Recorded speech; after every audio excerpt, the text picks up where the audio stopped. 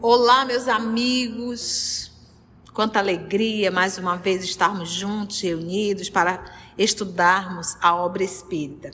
Hoje, exatamente 17 de outubro de 2022, nós estamos reunidos para estudarmos a obra Lázaro Redivivo. E nós estamos estudando a mensagem do item 11, intitulado Grande Além. Vamos iniciar fazendo a nossa prece de gratidão. Vamos agradecer a Deus por mais essa oportunidade de estarmos aqui.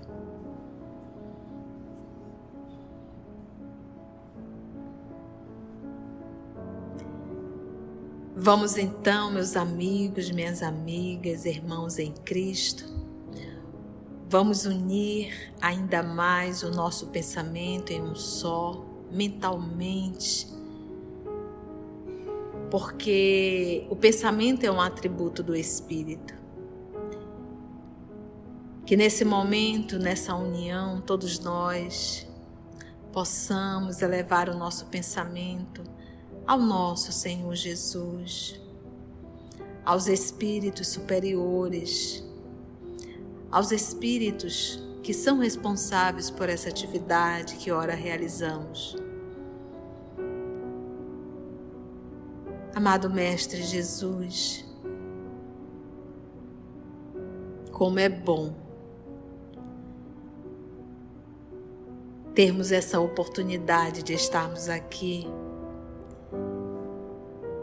e consideramos um momento de liberdade, porque aqui temos a oportunidade de estudar lições que transcende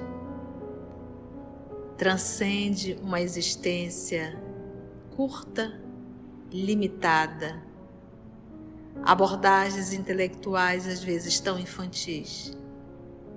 E aqui nós temos a oportunidade de estudarmos lições grandiosas, lições eternas, lições que são imperecíveis. Nós lhe agradecemos infinitamente. Agradecemos a presença dos amigos espirituais e te solicitamos, amor amado, que possa nos inspirar, a todos nós aqui presentes, para uma melhor compreensão do texto de Humberto de Campos. Muito obrigada, amor amado. Te pedimos a permissão para iniciarmos o nosso estudo. Que assim seja.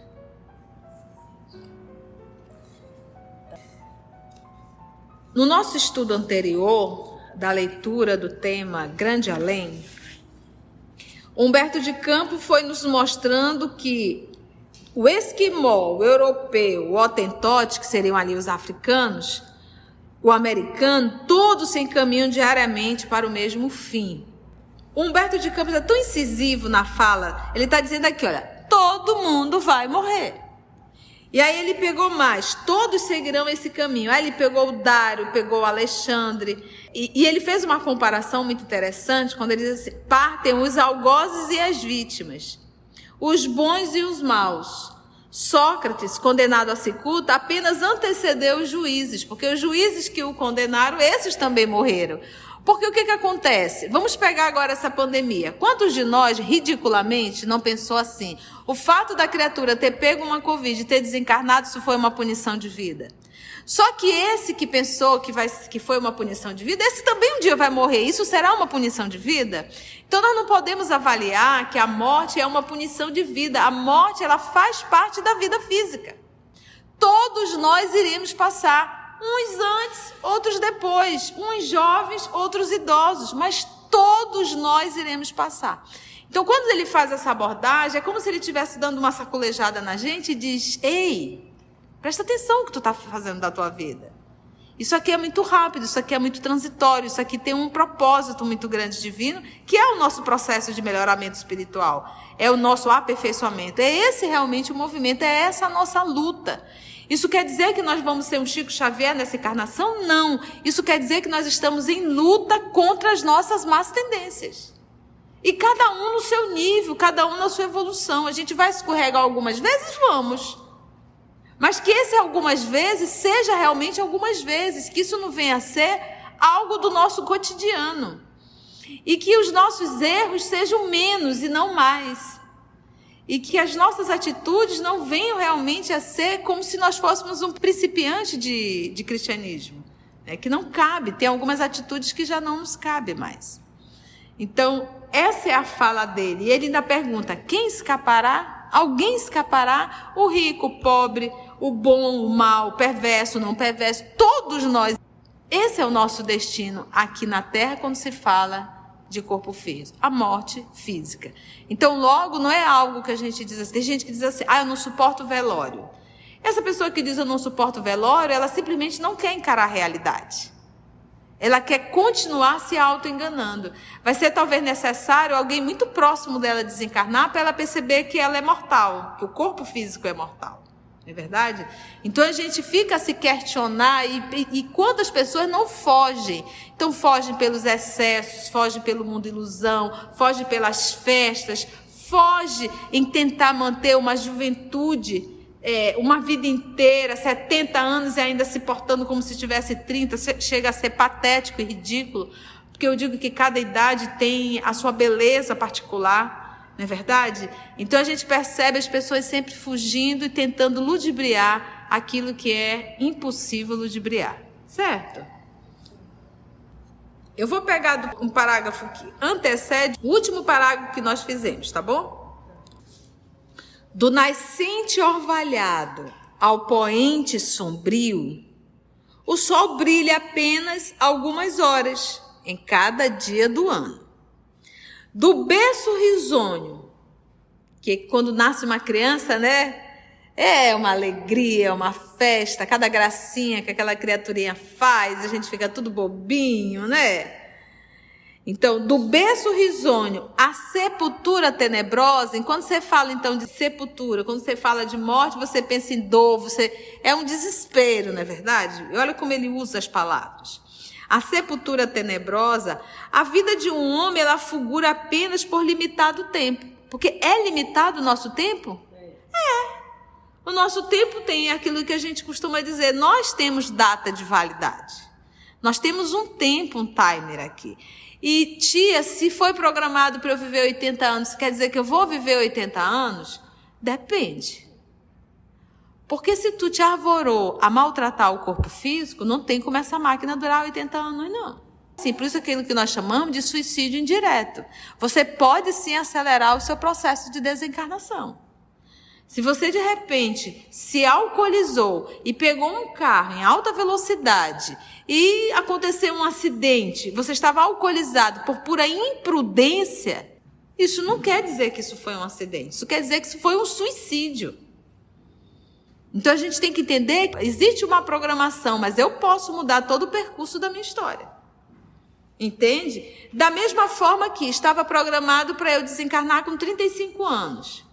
Gente, mas eu estou sabendo aproveitar a vida da melhor forma, moralmente falando. Deu um processo de evolução tão grande na minha encarnação, dando um exemplo, tá, gente? Da minha encarnação, não estou dizendo que eu ia morrer aos 35.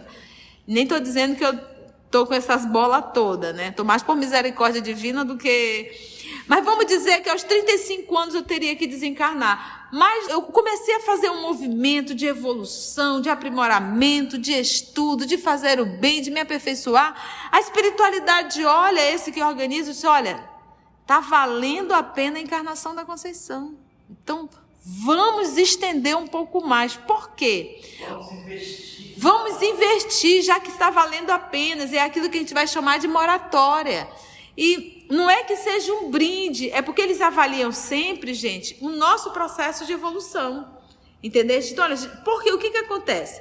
Para eu nascer, é muito trabalhoso um nascimento.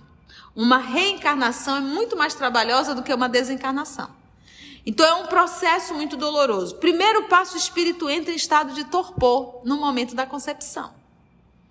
Momentos até antes da concepção, ele já começa a entrar no processo de torpor. Ele passa ali 9 meses, aproximadamente, em estado de torpor. Ele nasce e continua em estado de torpor. A reencarnação só vai se completar aos 7 anos. Então, pensa esse tempo todo aí parado.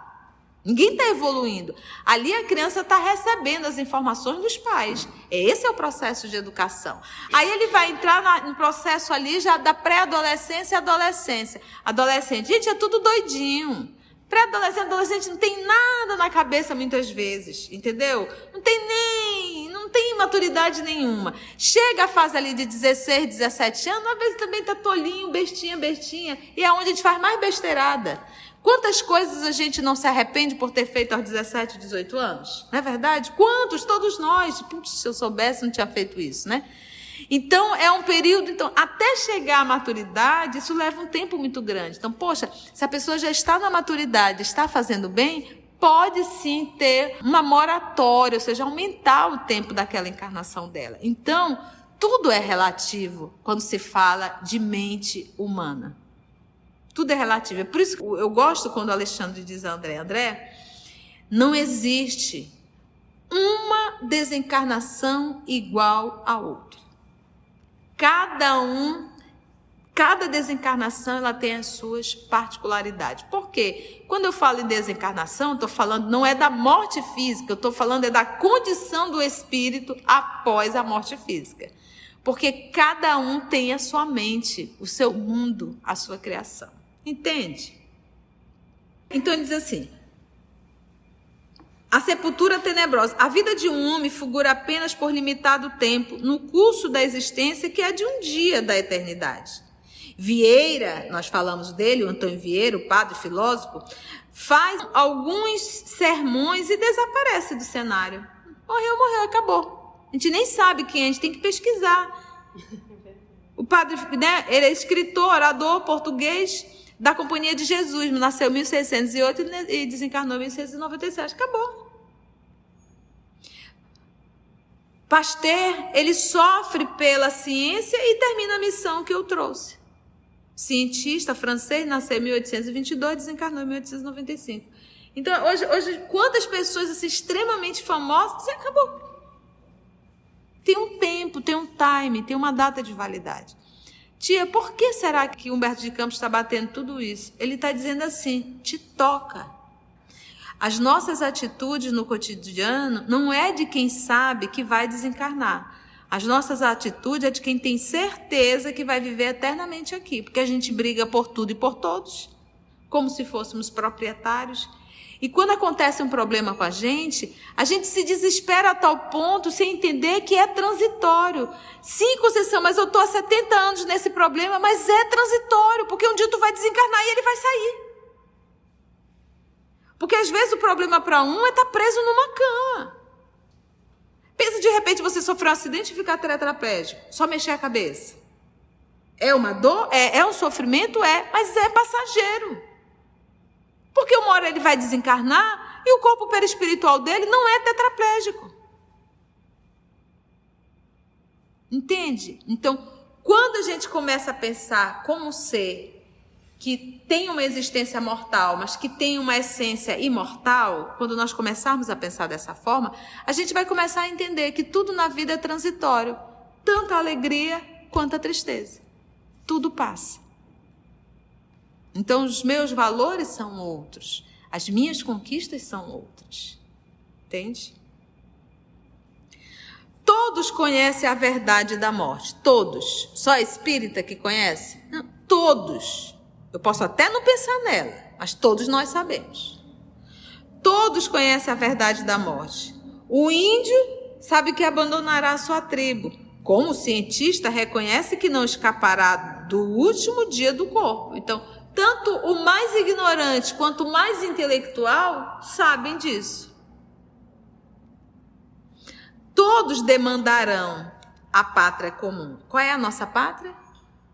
Comum, mundo espiritual. Onde o criminoso encontrará o seu inferno, aí aqui ele vai. Agora eu vou mostrar para vocês o que cada um encontra. Exatamente, as consequências. Então, o criminoso, ele nasceu criminoso? Ele foi programado para ser um criminoso? Não, ninguém nasce para fazer o mal, gente. A gente não pode nem cogitar nessa pergunta, que alguém foi programado para nascer e fazer o mal. Eu não posso dizer que Judas nasceu para trair Jesus. Eu não posso dizer que Pedro nasceu e que estava programado que Pedro iria negar Jesus. Eu não posso acreditar que Paulo nasceu para ser o maior perseguidor dos cristãos. Isso é livre-arbítrio. Ninguém nasce para fazer o mal. Então ele não nasceu criminoso, ele se tornou um criminoso. Porque, como diz Emmanuel, quem é o criminoso? É qualquer um de nós descoberto.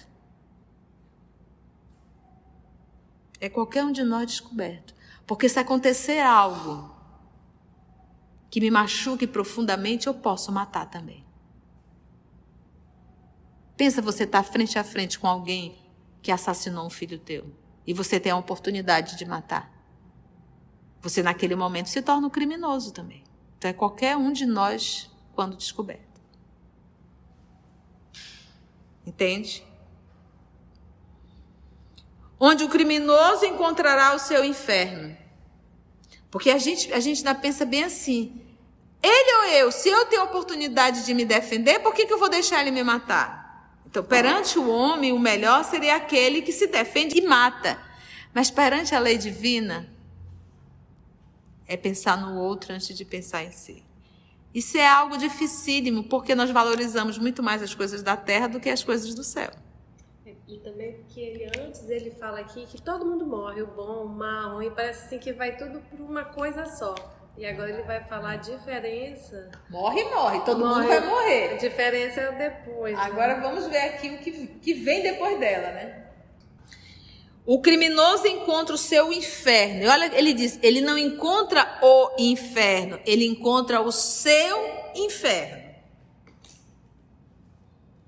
Porque quem construiu o inferno foi o próprio criminoso, com as suas atitudes. E ele vive o inferno particular.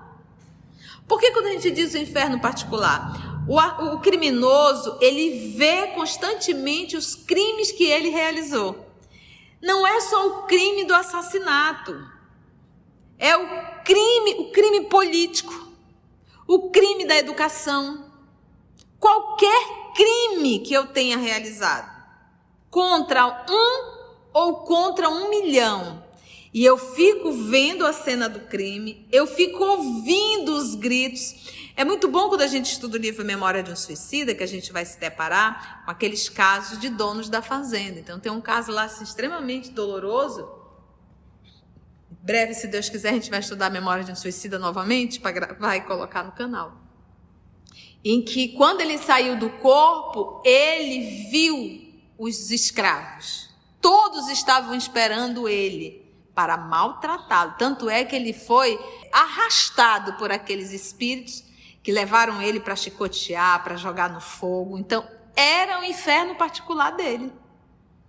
Os escravos tinham um ódio dele. Os escravos também desencarnaram, muitos desencarnaram. E eles estavam aguardando a desencarnação desse senhor para fazer esse ato de perversidade com ele. Então, o inferno, quem construiu? Ele. E ele vive esse inferno particular. Entende isso? Seu inferno, né? Do Missionários ou Mensageiros, que ele via todos os personagens das histórias lascivas que ele criava, né? Criminoso, né? A nossa querida Carlinha está lembrando aqui do livro Os Mensageiros, que o escritor, ele escrevia de forma esdrúxula, né? E era interessante porque quando a gente está escrevendo ou quando a gente está falando, a gente está fazendo com que o outro projete imagens. Então, olha o crime que você pode perpetrar. Entende? Tanto na tua fala quanto naquilo que você escreve que as pessoas irão ler. Então, ele via os próprios personagens, né? Perseguia. Os personagens que ele criou, ele via os personagens. Porque é um inferno particular. É um inferno particular. Onde o criminoso encontrará o seu inferno e o santo identificará o céu que construiu com o sacrifício e a esperança. Então, o santo, ele vai identificar, porque ele já vivia no céu. Ele só identifica. Porque o santo ser, quando a gente fala em santo, é de santidade, de atitude santa no dia a dia, é um ser que vive em paz com a própria consciência. Porque ele já leva dentro dele. Já está dentro dele. Já construiu, professor, já construiu, está dentro dele. Ele está em paz. É uma pessoa que dorme tranquilamente, é uma pessoa que não se perturba com nada que venha acontecer. Por quê? Porque é isso aqui, olha. Ele é santo por quê? Porque ele construiu tudo com o quê? Com o sacrifício. O sacrifício é: não pense em ti em primeiro lugar. Pensa no outro. É sacrificar a minha vontade em benefício do outro. E ele mais diz, e a esperança? A esperança, ela é irmã do desespero? Ela é o oposto. A esperança é, por mais escuro que esteja, alguém vai acender uma luz. Por mais que eu esteja ali num abismo caindo, eu sei que em algum momento uma mão vai me parar. Entende? É a esperança. Então, esse céu dele, né, o céu que construiu com o sacrifício e a esperança. Nesse infinito país, que país é esse? Ele está falando do Brasil? Não. Qual é esse país? Plano Exatamente, no plano espiritual. Nesse infinito país, e é finito ou infinito? Infinito. Infinito. Existem vales escuros de condenados, o vale é para cima ou é para baixo? Pra baixo. É claro ou é escuro? É seco ou é úmido? Deu para entender? Um lugar asfixiante. E é, exatamente. E é. Vai dizer, tia, então Deus criou esses vales para receber esses espíritos? Também não. Não foi. O pensamento, o psiquismo, a mente de cada espírito criminoso cria esse ambiente. Então, por mais que Deus, nosso Pai, construísse ali um jardim, em alguns segundos, tudo aquilo estaria modificado, tenebroso. Porque no mundo espiritual, o mundo externo reflete o meu mundo interno. Aqui também, relativamente. Quando você vê uma pessoa que está em depressão, se ela mora sozinha numa casa, a casa está abandonada. Então, a casa está retratando o autoabandono. Se ela mora dentro de uma casa com outras pessoas, mas o quarto que ela mora, pode observar que aquilo está um lixo. Então, o descuido externo mostra do meu descuido interno. Quando você está bem internamente, o lugar que você está bem. Está limpo, está asseado. Quando você abre um guarda-roupa, que você olha um guarda-roupa, o guarda-roupa exterioriza a tua condição íntima. Tudo fora do lugar, tudo bagunçado. Olha ali para a maquiagem, uma confusão só. Olha ali para a escova, está cheio de cabelo. Isso mostra um desleixo com a tua alma. Você é aquela pessoa que vai vivendo a vida. Sem ter o cuidado, sem ter a observação do detalhe. Então, o nosso mundo externo está sempre refletindo a minha condição interna de desleixo, a minha condição interna de cuidado, a minha condição interna de estar atenta. Quantas vezes a gente observa criaturas que não sabem se fecha ou se abre? Apesar de fazer aquilo 1000 vezes, ela diz, mas para que lado mesmo abrem? Ou sai, deixa tudo ligado, ou sai...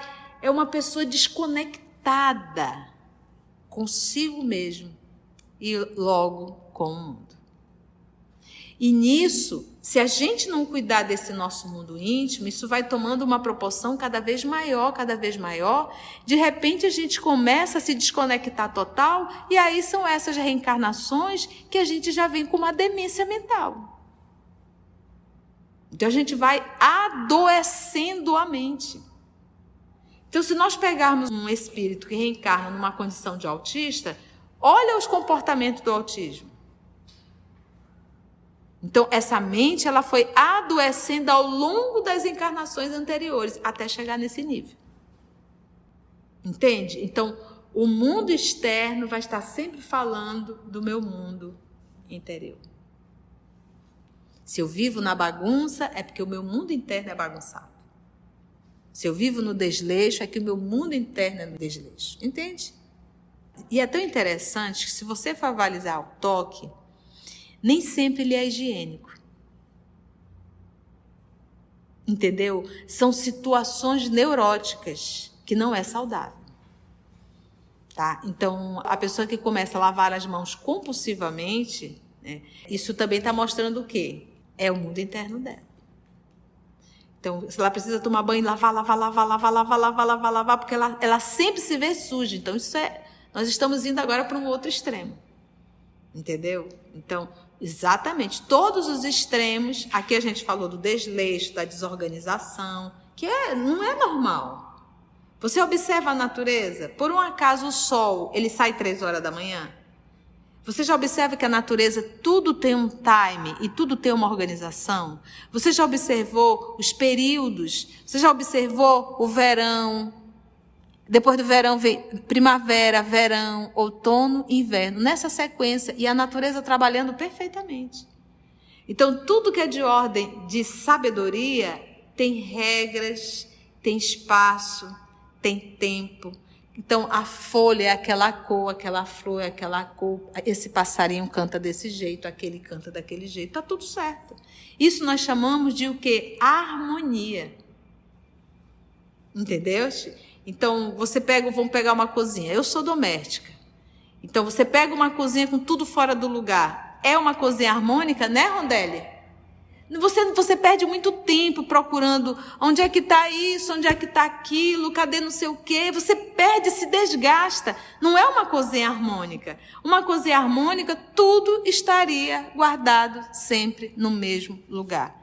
Então, tudo em a natureza, nesse processo de evolução, nesse processo de maturidade, nesse processo de saúde íntima, tem organização. Que é diferente de neurose. Que é diferente de neurose. Então, onde o criminoso encontrará o seu inferno e o santo identificará o céu que construiu com sacrifício e esperança. Então, ninguém adquire, ninguém constrói o céu sem sacrifício e com desespero. Porque o contrário da esperança é o desespero. Ninguém constrói o céu apenas indo para a igreja ou para o centro espírita tomar passe e assistir palestra. É prática, é sacrifício. Nesse infinito país existem vales escuros de condenados vales e montanhas gloriosas. Montanha é escuro ou é claro lá no pico? Claro. É úmido? Não. Seco. É abafado o calor? Não. Um vento. E quem está na montanha tem uma visão muito maior do que quem está no vale? Olha as simbologias que ele pegou. Apesar de que existem sim vales. Basta a gente ler as obras de André, né? Só uma curiosidade, no Atlas dos lugares sagrados, muitos lugares sagrados são montanhas. Olha que lindo, né? São para cima, é verdade. Nesse infinito país existem vales escuros de condenados e montanhas gloriosas onde respiram os justos. A liberdade, existe a liberdade, mas também existe a asfixia. Há liberdade e asfixia. Asfixia dá para respirar legal? Não. Pensa tu querer puxar o ar e... Nesse grande, infinito país existe luz, mas também existe treva. Existe a alegria, mas também existe a dor. Existe o reencontro, mas também existe a separação. Porque, vamos pegar Alcione e Carlos Clênaga, eles se amam, mas houve a separação para eles, porque ela estava num grau de evolução que ele ainda estava muito longe. Morreram todos, mas cada um para um lugar. Cada um para um lugar. Porque a evolução, ela não é coletiva, ela é individual. É impossível agarrar na mão da Carla e exigir que a Carla venha comigo. Não. Ela só vai se ela quiser. Então, cada um é responsável pela sua evolução. Eu me torno sim responsável se eu atrapalhar a evolução do outro. Mas cada um é responsável. Então, uns vão se encontrar, é o reencontro, porque muitos de nossos amores permaneceram no mundo espiritual. Eu achei muito doloroso até, eu tive um sonho com o papai, não faz muito tempo, e ele disse assim, ele estava meio triste, ele olhou para mim e disse, minha filha, não sou eu que sou seu pai. Não era, agora eu abracei e disse assim, você sempre será meu pai, né? Então não sei o que ele descobriu pelo mundo espiritual. Outro pai. Eu disse, puxa vida, minha filha já está catalogado, é sim meu pai, né? Mas são os nossos familiares que nós deixamos no mundo espiritual que nós não lembramos, né? Às vezes nós estamos encarnados numa família que nós não encontramos afinidade com ninguém.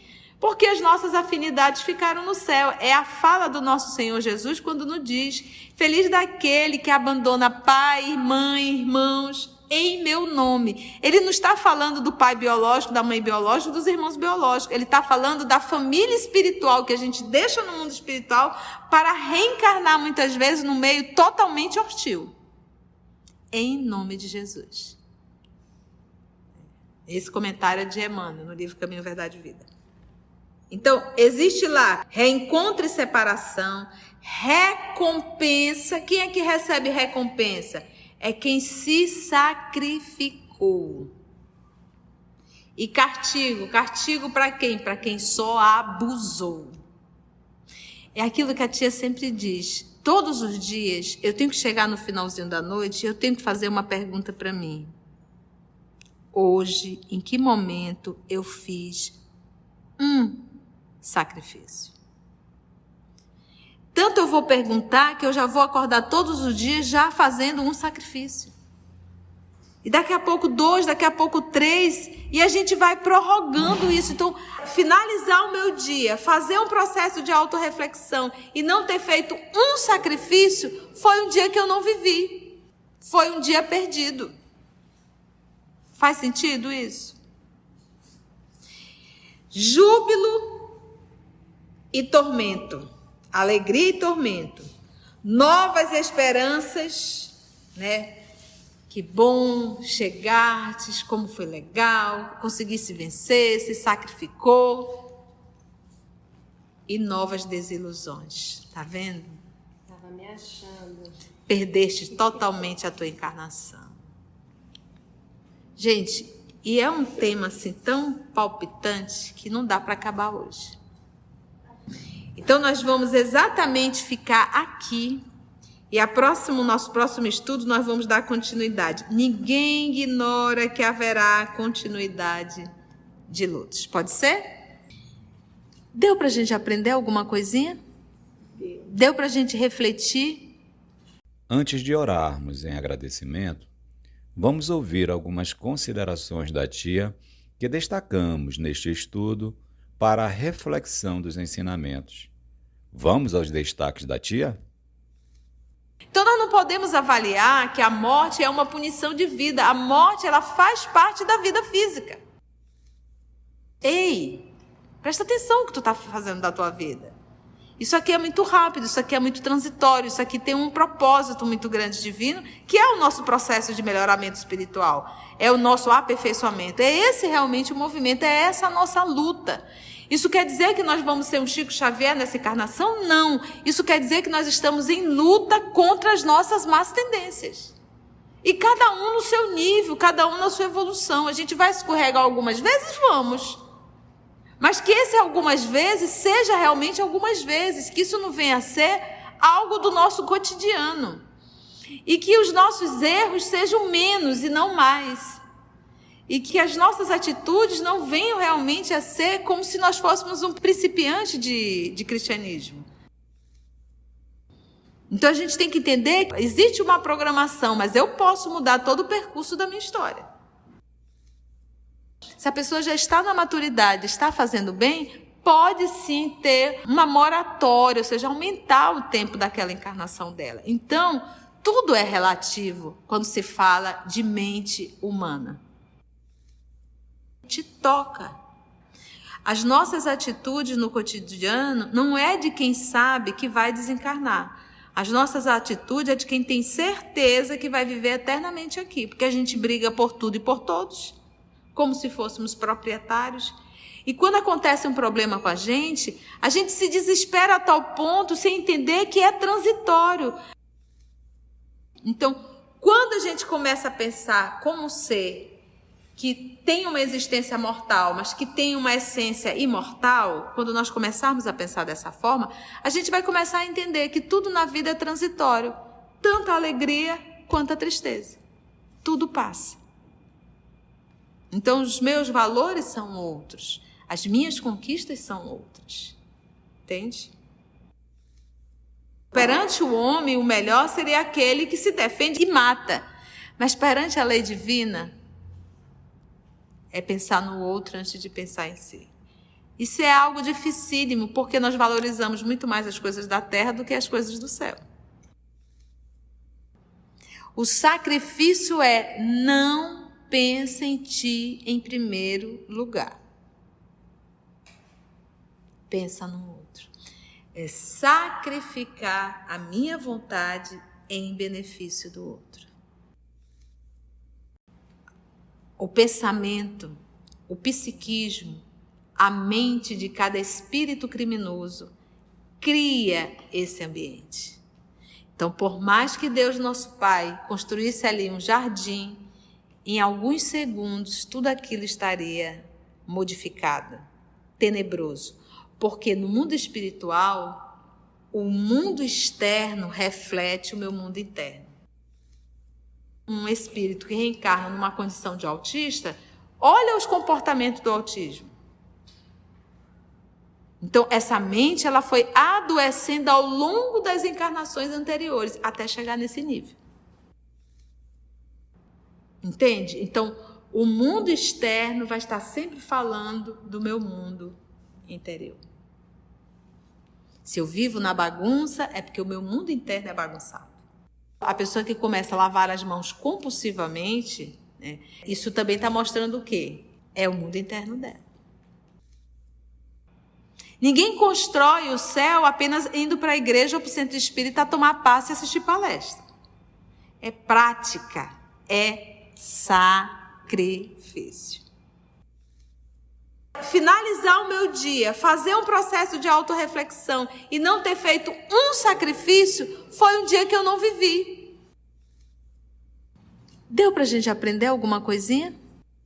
Assim, concluindo o nosso estudo de hoje e agradecendo o nosso Mestre Jesus por mais este momento de aprendizado, vamos orar?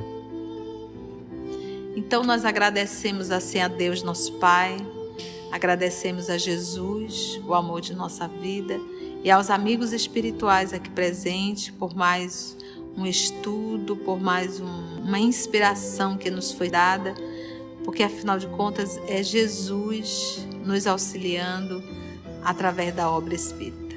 Graça te damos, Senhor, que assim seja.